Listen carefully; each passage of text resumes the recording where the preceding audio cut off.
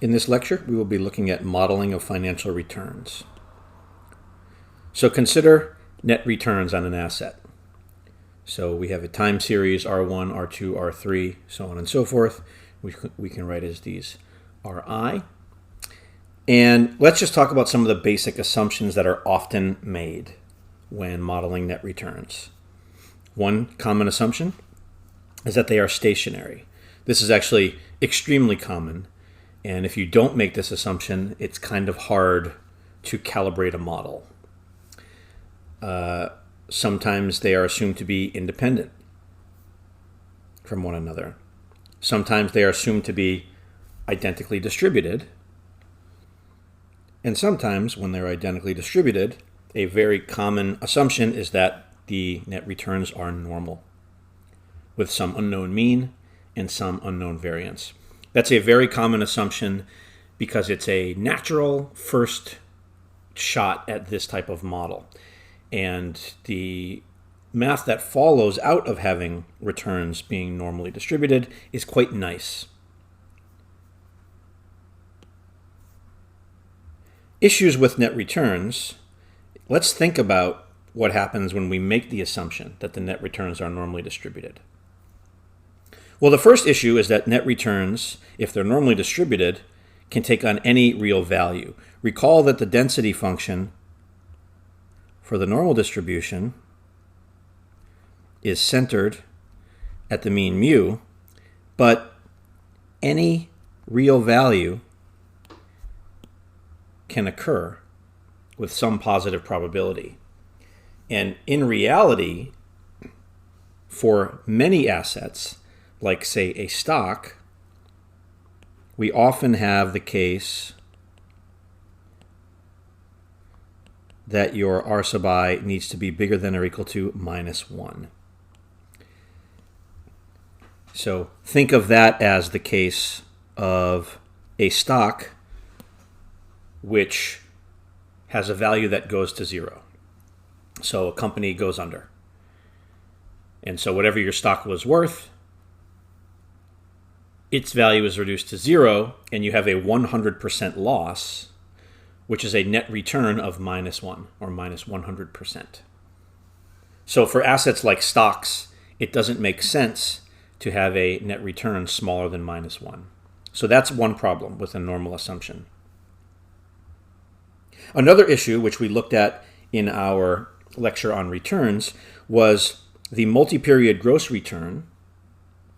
So the gross return over k consecutive periods, written this way, is the product of k single period gross returns. If each one of these single period net returns is normal, coming from the same normal distribution, when you add 1 to them, they're also normal. You just shift the mean up by 1. But their product is not normally distributed. And so the net return for k periods doesn't have a convenient distribution under this model. Well, one natural fix to this is to go to the log return. So another standard assumption is that the log returns, remember that they are defined in this way, little r sub I is the log return, and it's defined as the natural log of the gross return, and we assume those are normally distributed for some unknown mean mu and variance sigma squared. And both of those issues from the previous slide are corrected. So first of all, note that if you want to solve for 1 plus r here, you have to put both sides in the power of e. And if we do that, we have e to the ri is e to the natural log 1 plus r, capital Ri. And of course, e and the natural log are inverse functions. They undo one another, and you're left with 1 plus ri. So 1 plus ri is equal to e to the little ri. But e raised to any power is always positive. That means 1 plus ri is positive. And if you subtract 1 from both sides, we get r sub I, the net return, is bigger than or equal to -1, which fixes that issue that we looked at on the previous slide. So this makes more sense for an asset like a stock, where you can't have more than a 100% loss. Let's look at the multi-period log returns. So recall, here is our multi-period gross return from the previous slide. But we can rewrite these multi-period gross returns using this here. So 1 plus RI, that single period gross return, is E raised to the little ri, E raised to the log return. So we replace each one of these single period gross returns with this other version, E raised to the single period log return. So we have a product of these exponentials. And we then use the fact that this product, because they all have the same base, can be rewritten as E to the sum of those log returns. So what we have is the multi-period gross return can be written in this new way. And to get the multi-period log return, recall that the definition of the multi-period log return is the natural log of the multi-period gross return. So we take the natural log of this side and the natural log of this exponential expression here. And of course, when you take the natural log of that exponential to the RT plus RT minus 1 up to RT minus K plus 1, the fact that the natural log and the exponential are inverses means they undo one another. And we're left with the sum of the single period log returns. And the key there is that these single period log returns are normal under this assumption, and a sum of normally distributed random variables is also normal. So this is a really important consequence of this assumption. And really, this is the main reason why that assumption is made, because it is a fairly natural assumption, and the math works out really nicely. This is the kind of math that you could teach in an introductory statistics or introductory finance class to a business audience that doesn't really have the kind of math background that a financial engineer would, or a financial mathematician would. So this is one of the main reasons why the log return is such a convenient return to use instead of the net return. Again, multi-period log returns are normally distributed. Multi-period gross returns are not normally distributed when you make the assumption that the net returns are normal.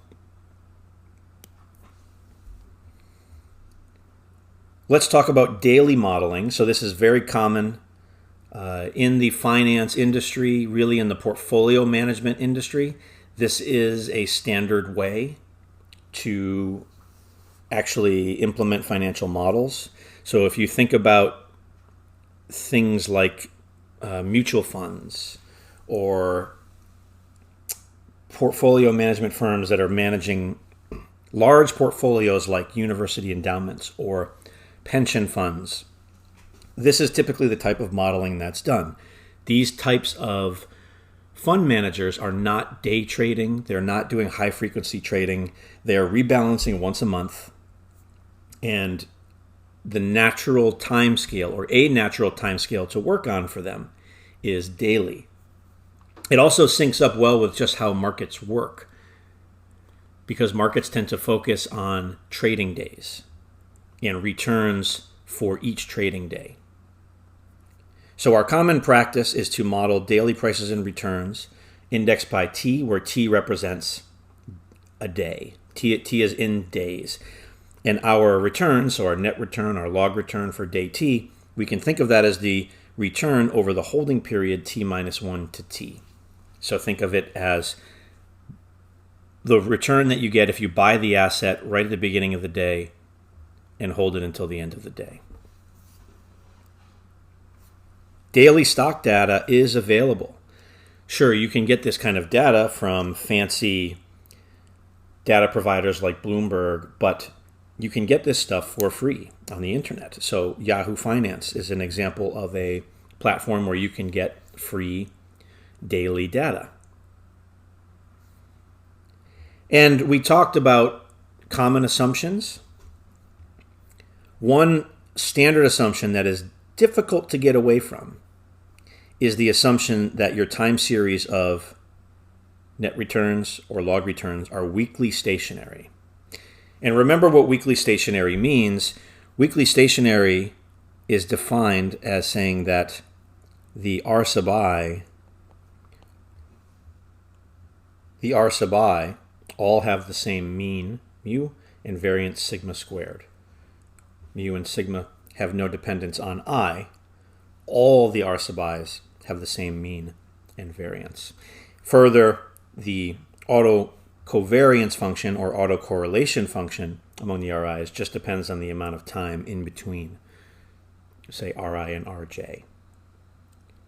This is a common assumption because it allows you to use historical return data to estimate your time series parameters.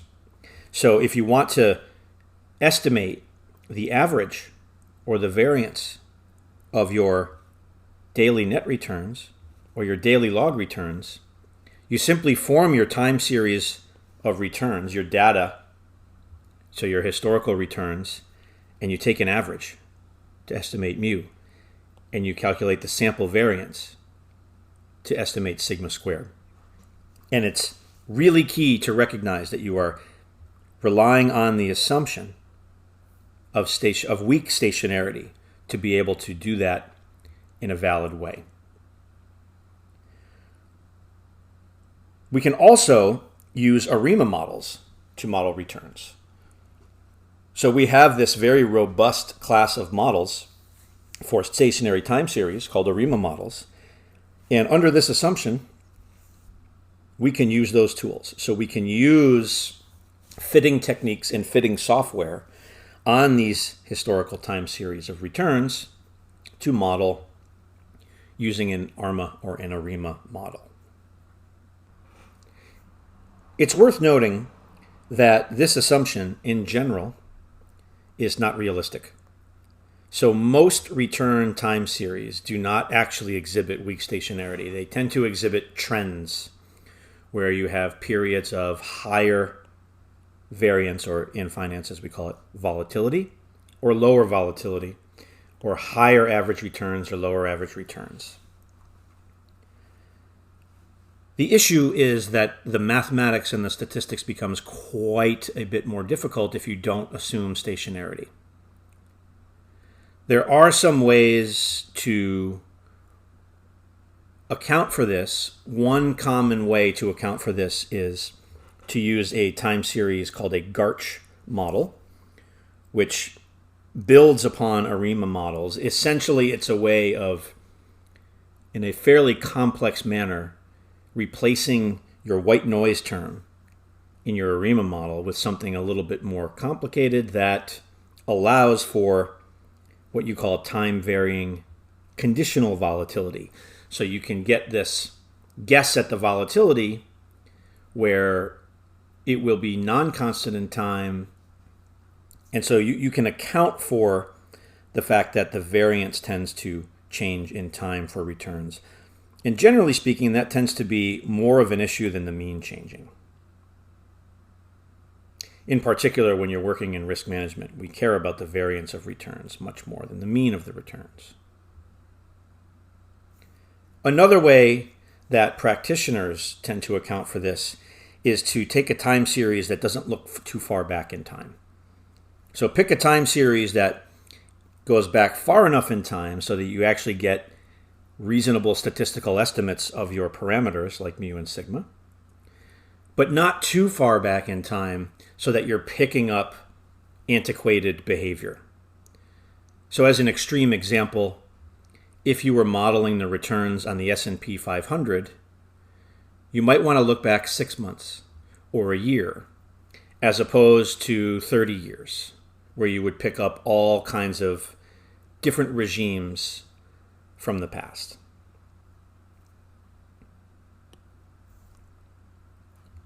When we work with daily data, we have to be a little bit careful about a couple of issues. And one issue here is corporate actions, and another is dividends. So some assets pay cash payments periodically. For stocks, we call that a dividend. And so we may see a dividend payment, DT, made to the owner of a stock on day T. That has to be accounted for in the return. So we had a lecture on how we actually update our returns model to account for dividends. So that must be taken into account. And stocks may have corporate actions like a split or a reverse split. So a split happens when a company wants to reduce its stock price. And so a company may have one share with a value of, say, $100. And suppose that this is day T minus 1. But then on day T, it splits. And that means that the one share, so this one share becomes 5 shares, but at a price of $20 each.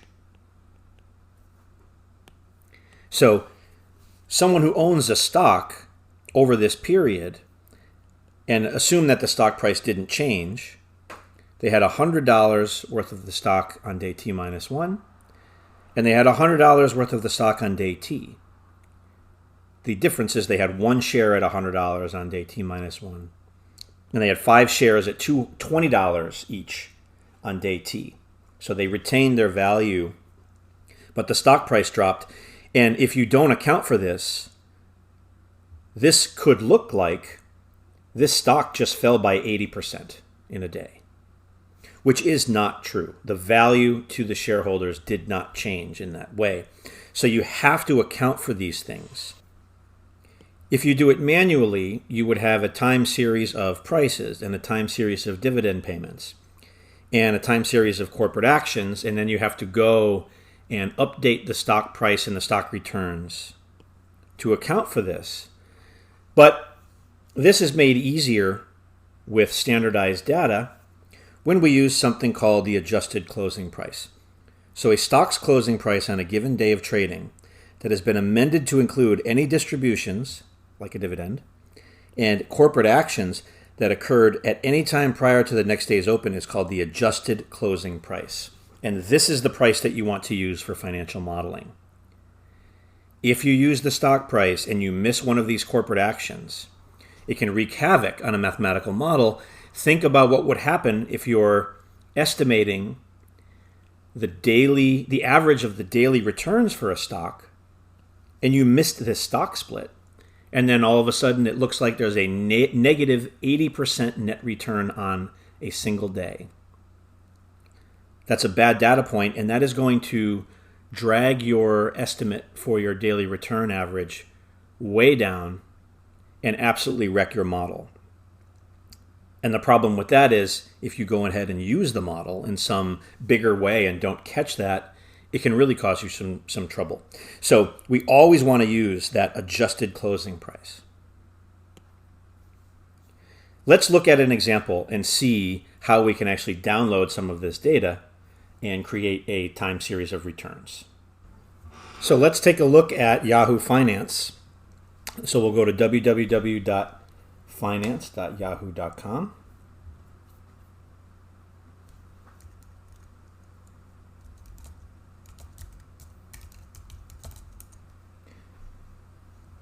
And we see here, there's a lot of data here. At the time of this recording, the market is not yet open, so it's showing us futures. But let's pick a stock. So suppose we wanted to look at Apple. So we type in the ticker here. If you don't know the stock's ticker, you can type the name of the company and it usually will come up. And you see here, we have a whole lot of information. Here you have a graph depicting its stock price. This was just over the course of the last trading day. We can look at it over a month, 6 months, year to date, 1 year, or since Apple IPO'd. Now, for our purposes, if we go to historical data here, we can see historical prices. We can also see dividends and stock splits, so these corporate actions we can also get. And we can change the frequency daily, weekly, monthly. So we have this time range. It's giving us 1 year. So at the time of recording this, it is September 17th, 2020. And it's looking back September 17th, 2019. But maybe we want to just look at, say, year to date. So that would be December of 2019 up until today. Or you can just manually change your start date here. Once you've set that date, we click Apply. And now we see here in this spreadsheet format, we have our information. And we have the day, the open, so that's the stock price when the stock market opens, U.S. Eastern Time, 9:30 a.m. The high for the day, the low for the day, and then the price when the market closes at 4 p.m. U.S. Eastern Time. And then we have the adjusted close. Now, a lot of these data sets now have the adjusted close matching the close, but you should always use the adjusted closing price because, again, we want to make sure to pick up on corporate actions and distributions. You also have the daily volume, so that would be the number of shares that exchanged hands on that given day. So we click Download, and this will save it as, you see here, a CSV file, which we can then open. And we see it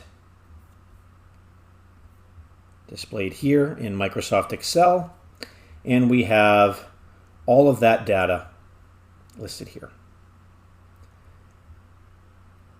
So we can do some things with this. And of course, you have to save it as an Excel workbook. But suppose we want to calculate the daily net returns.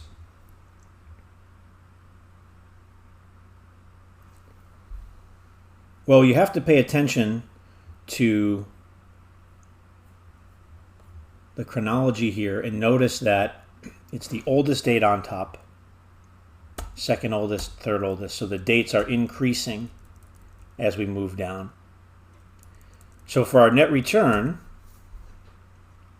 remember that that is, or maybe we can do it this way, we can do gross return. So the gross return, say on this September 18th, 2019, would be the adjusted closing price on the 18th divided by the adjusted closing price the previous day, the 17th. And we can set that to be a percentage. And that gives us our gross return. Our net return, recall, is equal to the gross return minus 1. And so there we have our net return. And if we want our log return, that is equal to the natural log of the gross return. Change that to a percentage.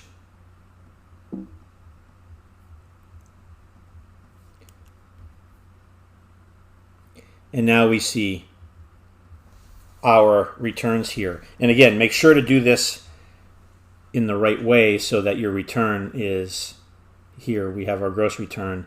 We have today the current day in the numerator and the previous day in the denominator for the adjusted closing price. Now we can highlight these and copy them down. And the way Excel works is that these will all automatically update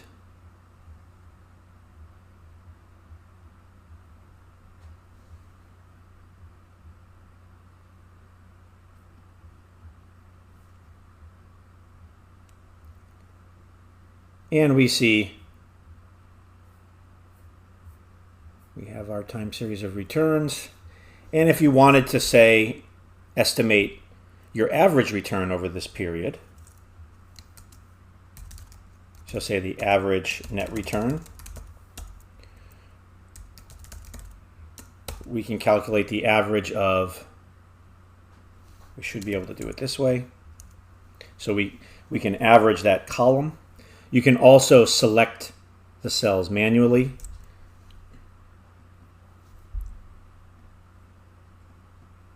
So the average daily net return over this time period is about 1/3 of 1%. If we wanted to estimate the variance of the net returns, we could do a similar, so var P, which is Pearson variance, and we can do it the same way. If you want the standard deviation, which is easier to think about in terms of what the numbers mean, we could take the square root of that sample variance, and that's what we would also call the volatility, or in this case, the sample volatility, which we often think of on a percentage basis.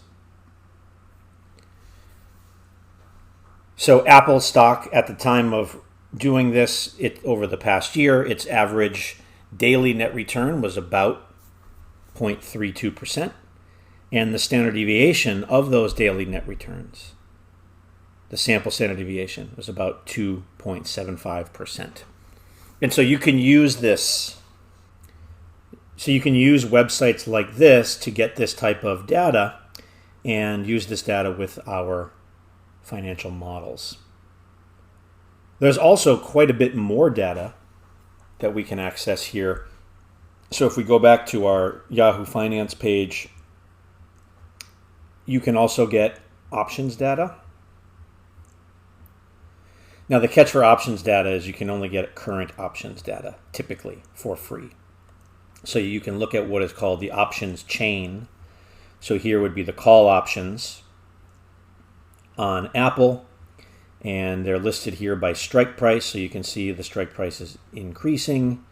We can see the last trade date, the last trade price, the bid and the ask change. You even get the implied volatility and the open interest. You just can't get historical data for options. But there is quite a bit here.